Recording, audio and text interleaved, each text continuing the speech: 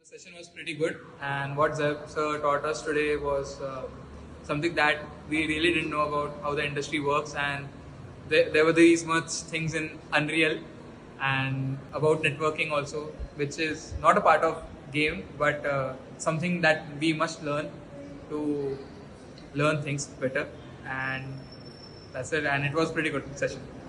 We had a session of Zaib sir, and we got to know much about the industry and how it works upon, and how we can develop our skills further in order to go ahead in the industry and get some work or anything related to it.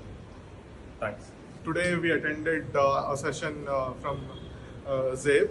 It's like very eye-opening to us that how industry working. Today we know about lot of things and a lot of industry standards that we haven't been met yet. So it's a very wonderful and great experience with them. Thank you.